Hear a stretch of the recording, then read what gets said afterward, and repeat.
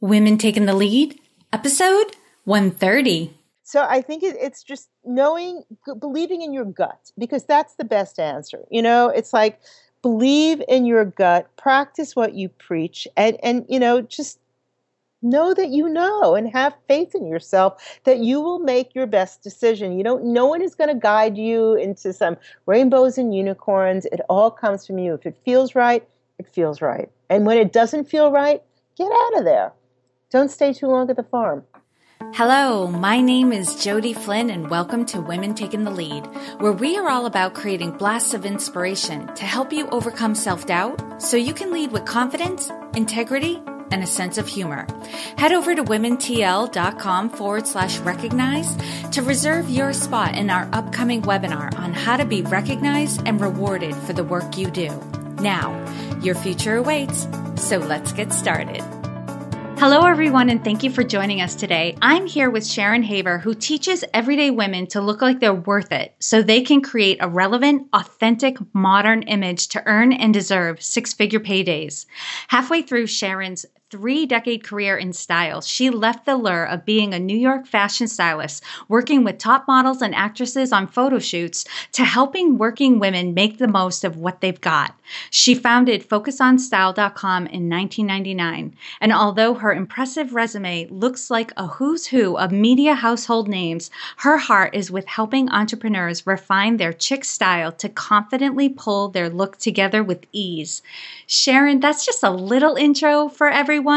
So tell us a little bit more about you and your own beginnings. Oh, well, actually, I have a funny background because I kind of call myself a two-headed monster because I'm equally versed in business as I am in style.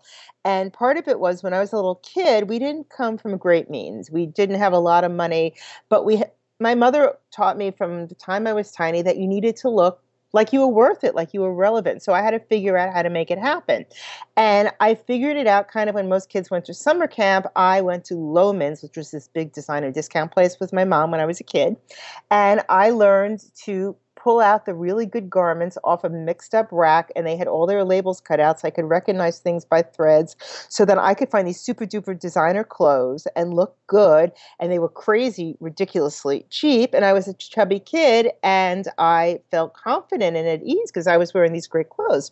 So that started me wanting to really go into fashion, and at that point, my mother, as I got older, pretty much said, there's no kid of mine is going to be in fashion. Sorry, you need a real concrete background. No fashion for you. So I started out, I got a business degree and a major in marketing. And I managed to continue what I call my two-headed monsterness of just being equally adverse in fashion and style as I am in business and marketing. And that's how I've been able to be an entrepreneur for as long as I have, because it really is a little of this and a little of that every day.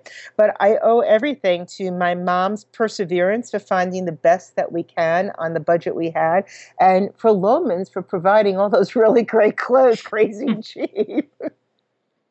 Nice. And I found that people who have some versatility in two different areas can often make a really fabulous career by blending the two or three or whatever it is. Rarely does pivoting in our career hurt us. It usually always comes together. Oh, absolutely. Absolutely. And I know now if they kind of coin the phrase, multi-passionate, and it's like, it's not my favorite phrase, but I totally understand. I don't know. It's maybe interested, Yeah. No, I totally get that. Because I have my coaching, I obviously have the podcasting now, and the marketing for my own business. I often tell people if I wasn't in coaching, I'd probably be in marketing because it's so fascinating to me. Yeah. And I actually have this crazy little minor in like abnormal psych and laws. So it kind of all creates this like weird little interesting thing. But, without, understanding someone's psyche and, making sure that, things are right, the law part, it all comes together, and it also helps understand people a little bit better also. Absolutely. And Sharon, you've come a long way. You've had success in your life and you've definitely gained confidence. But take us back to a time when you were playing small, right? When you didn't realize how capable you were. And it was probably not until later in life, or weeks, months, years later, that you looked back and thought, oh my goodness, I could have done so much more and just totally undervalued myself? Share with us the story and the lessons you've learned. Well, I think it goes two different ways. One is it started really young when I was I sort of like I guess a step above an intern, a step below an assistant. And oddly enough, I worked at a plastics magazine. Could you believe it? Me, I had worked at a plastics trade magazine in the marketing department. And I went there and I was hired, and it was like a pretty cool job for, a kid in school. And I walked in wearing one of my, Calvin Klein outfits from Loehmann's. And I remember, and I got hired, hearing this voice on the other side of the cubicle saying, "She's never going to work. She's too pretty. Don't hire her." And it was like the Wicked Witch of the West. And I'm like, whoa. And it made me realize, this woman, that I always had to try to prove myself to everyone. Like, no, I'm not the girl who's cute. I'm the girl who's smart and can do anything. And I think in a sense that almost has held me back on one end and pushed me forward at the same way, because I always have this urge to want to do it myself, that I can do it. I can prove it. And I can get, as I got further and further in business, one of the things that really held me back is that I want to do everything myself, and I can. I can multitask business. I can multitask style. I can do my own design. I can do my own photos. I don't need a marketing business coach. I have a marketing background. So it took me, I do everything so easily and naturally that I kind of take myself for granted that way, until I finally realized that if I didn't start staffing more, if I didn't invest in the best business coach I could, if I didn't invest in someone who had what I wanted, I was going to stay in exactly the same place. And that was a really big bite for me to chew off. And when I realized that, I was like, I'm doing it gung-ho, and I never looked back. But making that connection to actually pivot to making the change that I need a mentor too. We all do. That was so monumental and just shifting the way I look at business and the way my life is. Sharon, I'm so glad you shared that, because that is so huge. And I think a lot of us bump up against that and we don't know how to name it. And I read a great book called What Got You Here Won't Get You There, right? And sometimes we lean on our strengths too much and we can't break through to the next level. Yeah. We plateau in our careers, in our businesses, when we're not able to start delegating and start building a team, because we're so good at what we do that we can't possibly be replaced. Exactly. And good for you. And at the same token, I tell all these business owners who I work with, I'm like, don't go dumb blonde on your business. Like, don't say, oh, I can't do this, and give it to someone else. You should know how to do everything in your business. That doesn't mean you have to do it. That just means you have to know that it's done the way you want to, and you have to be able to oversee things quickly. And so when you do have your own small business, you should learn how to do the back end. You should know how to code. You should know how to do a quick design. That doesn't mean you have to do it. You just need to know, are the people who are working for me doing it correctly, doing it on task? Is it the right time? Is it the right way? And what happens if someone's sick and they can't come in that day and no one else can do it? Just go in and do it yourself, but that doesn't mean you need to every day. Just understanding. Yes, I love that. Now, Sharon, share with us a time in your journey when you had a wake-up call. It could have been a light bulb going off in a moment, or it could have been a buildup over time of something starting to dawn on you. But take us back to the moment and share with us the steps that you took that led to your success. Oh, that would be easy. I think the moment was when I was working 7 days a week, 15 hours a day. That's not a light bulb moment. That's a breakdown. That's a meltdown. And I realized that I, the girl who was the most horrific typist in the world, they should have failed me in typing and done me a favor, was now my own best secretary. And that I was, and I mean, in a small business, these days happen here and there. And that I was basically doing all the grunt work that would just prevent me from doing my work. And it just kept building up and building up. And I thought it was someone who was doing it and they weren't. And it was like, I just kept doing it and doing it. And slowly but surely, I'm like, this has got to stop. I have got to hire people who are responsible. and who could do their job. And it is, I mean, I'm sure you know, if you have a virtual staff, it's hard to find virtual people who, they're there for you. It's a beautiful day. It's like they go out. It's like, I have a vacation place out in Wyoming, and it's like, go get something fixed on a good powder day. You can't find anyone there.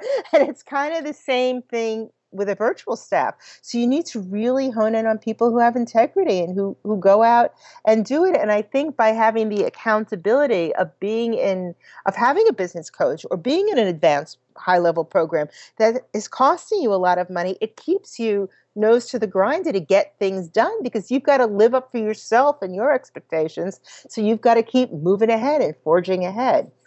Yeah, there's a lot of accountability there to keep you moving. Yeah, totally.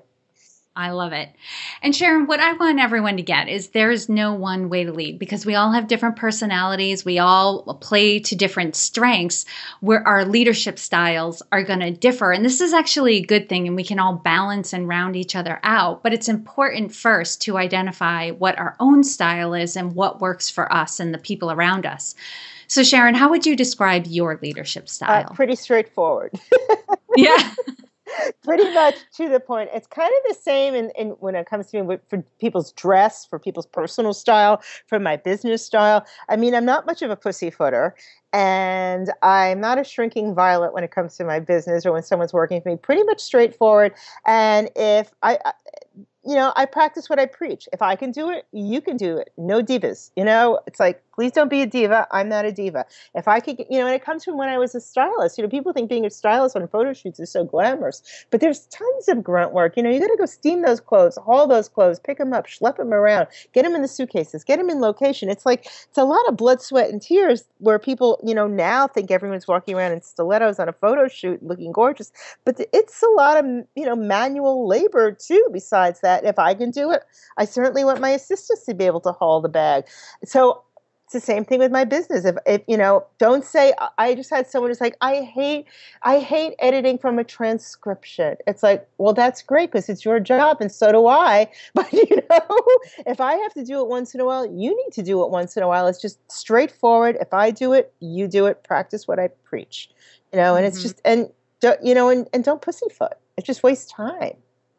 It really does. I was just thinking that when you have a lot going on and there are a lot of plates spinning, right, that need your attention, direct communication is so needed. So and important. I can think of 4 examples where I assumed something, another person, just in the past week, where I was like, I think we're on the same page, and we weren't, right? Because it wasn't like, boom, there's this fear, I think, as women we have that if we're very direct, we're going to be perceived as being pushy, or that we're trying to get things our way.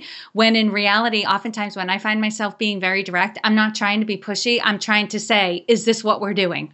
Yeah. And I think the funny thing is about as you get older, I think it's easier for me to be direct now, and I don't get the same reaction as much as when I did when I was, let's say, in my 20s or 30s, when people would be like, she's like, she said it. And the other thing is, I think people lose so much communication because they don't talk to each other between all this email and Basecamp and this and Asana and Trellos and boards and this, and finding yourself typing out notes to tell the person tomorrow. It's like, pick up the phone and tell me what you mean. And I'll be like, okay, you get it. What do you think? And if they're not answering me in the way you want, they didn't have it. You could look at the computer screen together. But I think it's all the typing is supposed to be saving us time. Instead, it's creating like a flow, it's like a whole big round pile of sort of virtual garbage, of virtual paper. And it's just easy to like pick up the phone and say, hey, you get it? What do you think it is? Okay, cool. Bye. Thanks. And it's done. It's 2 seconds. Right. And knowing when to use which form of communication is best. Yep. I love it.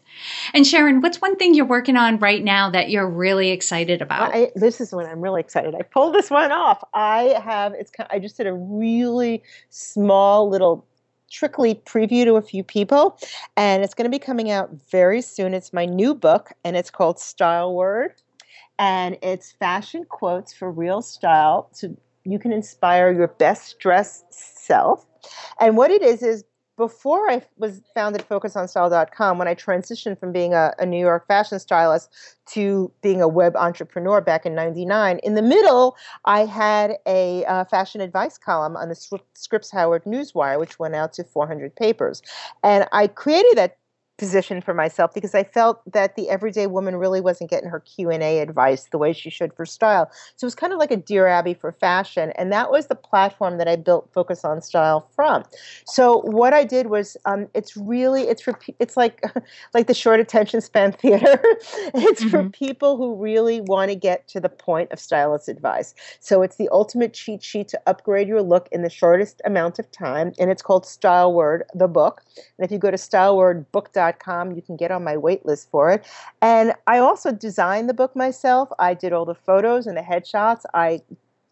We shot all the photos inside of it because I really believe, again, if I can do it, you can do it. So not only in my leadership style, but in teaching people how to dress themselves. If I can do it, you can do it. If I could do my own headshot photos, you don't need to hire a $5,000 photographer. If I know how to lay this out and you're an entrepreneur, you should know how to lay out the basic things. So, I just try to set myself up as the example for other people to get motivated and follow, because none of this stuff is really that difficult. It's just you kind of decide you can do it and choose your weapons, which is the one you're going to follow through on and which is the one you will hire out on. I love it. All right, Sharon, now I'm going to do a quick leadership roundup. So tell us, what is one practice you have that helps to make you a better leader? I think a no diva zone. Oh, say more about that. Okay, I'm going to take the word quick out of this. tell me about the no diva zone. I think it's just, if it's your business, be willing to get down and dirty and get what has to get done, and not pass it off, not say I'm too important for this, not say it's not worth my time. Just know that if it's got to get done, it's got to get done, and no screaming, no drama, no BS. Just do it. Learn how to do it. And if you do, what I really believe, and it's kind of my point of view, is if you do something every day, learn to do it right. Whether it be loading a blog to your WordPress site or getting dressed. If you do it every day, learn to do it right. It's not so hard. I love that. And what is one book that you would recommend to a woman to help her develop her leadership? I have one, and I love her. We met on Twitter. We were Twitter friends talking about lipstick. And then I realized, oh my God, this insane woman has climbed the 7 summits, and she's a leadership speaker. It's called On the Edge, The Art of High Impact Leadership by Allison Levine. And Allison actually climbed the 7 summits. She has this insanely impressive career. She did Everest twice. I mean, it's like I get chills thinking about like Allison's athletic prowess. And she has a fantastic business background and a leadership background. She led the first women's team on, I think, Everest. I don't want to get complicated. I don't know. Allison just, like, she's so amazingly just courageous and a leader. And I think that if you're going to look at someone to lead in whatever topic you're looking for, they should have actually not picked up a bunch of crib notes and spoke about it, but they should have actually, walked their walk. And in her case, she, led to the highest peaks, and she led in business, and she led at West Point. She was an adjunct there. She's incredible. And it's funny, and she's smart, and she wears great lipstick and high heels. So, hey, I'm not going to climb Everest, but we could talk shoes on Twitter. So. I think I've seen her TED Talk. I believe she has a TED Talk. And if it's not a TED Talk, she's definitely presented. Yeah, and she's very funny. Yes, and tells great stories. Yeah. So she's definitely worth checking out. I mean, she was already, but... for those of you who prefer watching TED Talks over books, you can find her TED Talk, but then go read her book. Yeah. Awesome. And they have another book. I hope I don't screw up the name of it, but it's actually my business coach's book. And it's The Way You Do Everything is the Way You Do Anything. Or maybe it's The Way You Do Anything is the Way You Do Everything. One or the other. And it's by Suzanne Evans. And it's great because it's true. No matter what you do, it's the same way. The way you talk to your staff, the way you talk to the waiter, same way you're running your business. It's the same thing about you. And it's a really cool business book. Yeah, I love that message. It's one of my favorite topics is paying attention to the way we do small things. Absolutely. because it's what bleeds into, and it's also what creates the perception out in the world. It's the things we usually don't pay attention to or give a lot of thought to that actually send the message to other people of who we are. Absolutely. And you know a lot about this because you deal in image and style and how women present themselves out to the world. It's the subtle little things that people, not to stress people out thinking they gotta agonize over every little detail, but it's usually the stuff you're not paying attention to that people pick up on. Yeah, I mean, it's just what, depending on who you talk to, you make a first impression either in 5 or 7 seconds. So if you walk into a room as a businesswoman and it's a meeting and you look like your 1982 yearbook photo and you're wearing wire rimmed glasses and you have a horrible old-fashioned haircut and you're wearing like really frumpy clothes and comfortable shoes. I mean, I kind of say there's three style checks, and it's like hair, glasses, and shoes. Like if you wear comfortable, schleppy looking shoes, unless you've got a foot issue, and I'm married to a podiatrist and have had broken ankles, sprained foot, and foot surgery. So I know from walking casts, So unless you really have a foot issue, there's no reason to be wearing schleppy shoes because someone looks at your bad footwear and they're like, she's lazy. She can't even wear a decent pair of proper shoes. And, you've got a bad old haircut and they're like, well, she's not relevant. She hasn't changed her hair in the last 20 years, 30 years. Who knows with some of them? Some of them, it could be 40 years. They're really bad. And the same thing with like really, frumpy wireless glasses or, readers. It's like, well, she's not relevant. She's old. And if you're working with millennials, you just want to be the chic woman who's ageless. You don't want to be the woman who's like, oh, there's the old lady and the little plastic readers. So I think people don't realize how, the signals that little things like that send out. Right. And especially because, we've met these women, their expertise is incredibly relevant. Yeah. They have valuable content to give, but because they're not paying attention to how they present themselves, people are saying, well, their content can't be very good. Absolutely. Like, why would I want to spend money on someone if they just don't look like they're worth it? I mean, I think it's so easy to learn how to create a relevant, authentic, and modern personal image so you can earn and deserve a 6-figure payday. It's not, how can you ask for the sale and ask for, big bucks when you look lazy and dated? Why would somebody believe that you have the wherewithal to be who you say you are unless you at least look modern and relevant? Right. And, for those of you who are listening, because I know some people are going to the extent of like, well, I'm not going to wear high heel shoes and I can't wear, like $1,000 you dip. Right. You don't have to. Like, there's definitely ways to do this to make it individualized, to make it comfortable without making it look too comfortable. Right. I mean, remember, I learned everything from the floor of Loehmann's with labels ripped out. I like good quality clothes, but I don't like paying high-end designer retail prices. There's a will, there's a way. There's also goodwill. You could find designer clothes there. It doesn't matter. I'm like a thrift shop queen of finding like really cool old designer stuff there. It's keeping yourself inspired, keeping your eyes open, and that's kind of what I try to teach my ladies in this Say Chic crash course. Because for me, chic is being confident, harmonious, interesting, and classic. And if you're buying classic pieces, you don't need to buy them at top dollar in season. You could buy them in the last 5 years on the sale rack. They're classic, but they're modern classic. And that just says a lot about you. So you need to not have someone dress you, not sell out your style, but stay authentic to yourself and learn how to be your own best stylist. And a lot of it just comes from, stop shortchanging yourself. Stop stepping on your own toes and realize that if you spend all this money on marketing and you spend all this money on personal development, that you are your brand and you need to, when people see you, you got to stand proud and look relevant. Love it. And Sharon, what advice would you give your younger self? That. Capture the last 5 minutes. Not to listen to the woman in the other side of the cubicle and prove to yourself, because she's bitter and miserable. And as a matter of fact, when I was thinking about that not that long ago, I looked her up, and God bless Google. It's like she aged looking like the woman she is.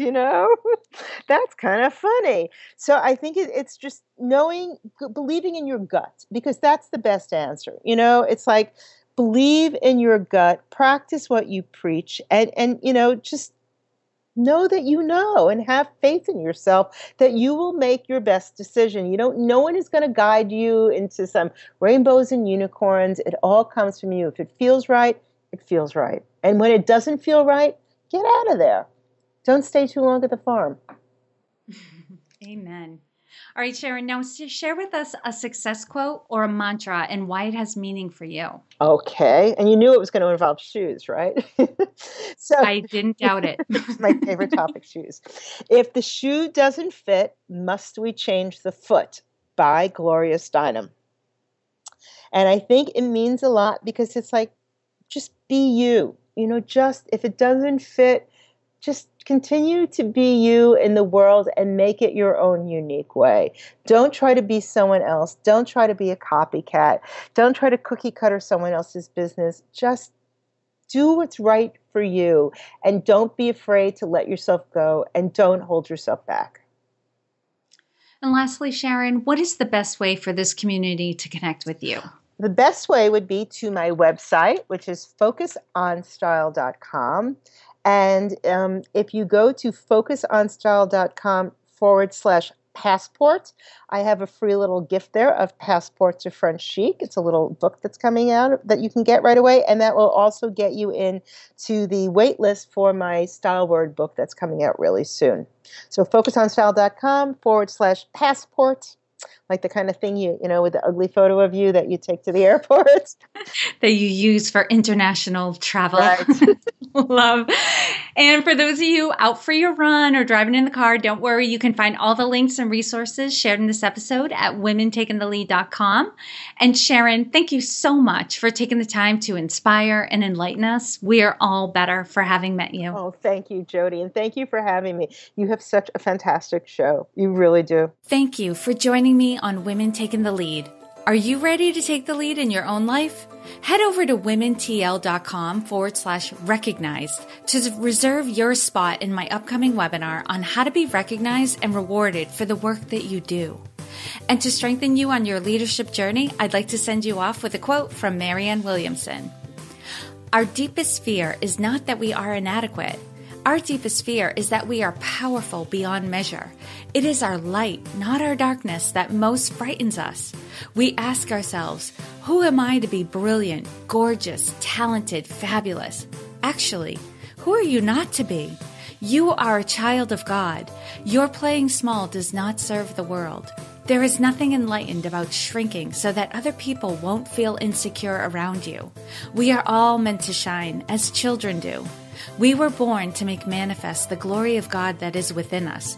It's not just in some of us, it's in everyone. And as we let our own light shine, we unconsciously give other people permission to do the same. As we are liberated from our own fear, our presence automatically liberates others. Again, thank you for joining with me, and here's to your